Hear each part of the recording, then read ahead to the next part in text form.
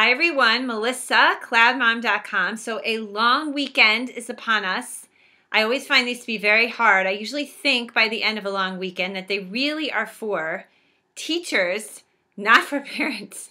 And I have this very hilarious friend called Austria. I saw her once at the end of a long weekend and I was like, how's your weekend? She's like, I love my kids, but not that much. Just made me laugh. So for me anyway, being a strategic person, I always have to think about what I'm going to do to get through the long weekend.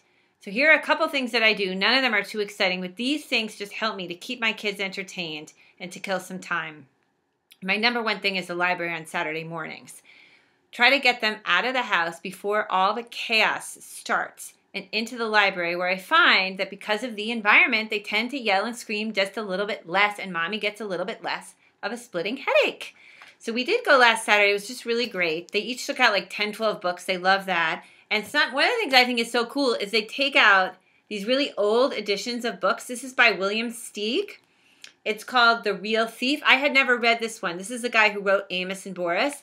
This book was published in 1973 or 4, this edition. So it's this really lovely old edition. These are the kind of treasures that they find at the library. They then come home. They've got these cool new things in the house to keep them occupied during the course of the long weekend. So that's number one thing. Second thing, very, very obvious thing, just a good old movie, something that can kind of occupy them for 2 to 3 hours in the afternoon. And here's my third thing. And I'm not mentioning play dates. The reason I'm not mentioning play dates is for me, this is just too difficult sometimes. I've already got my own 5 kids. And to have a bunch more other kids over the course of a long weekend over can be harder. And meanwhile, I feel too guilty unloading my own kids onto other friends, and getting them there can be complicated for me, and picking them up and trucking everybody or whatever. So I don't do that all the time.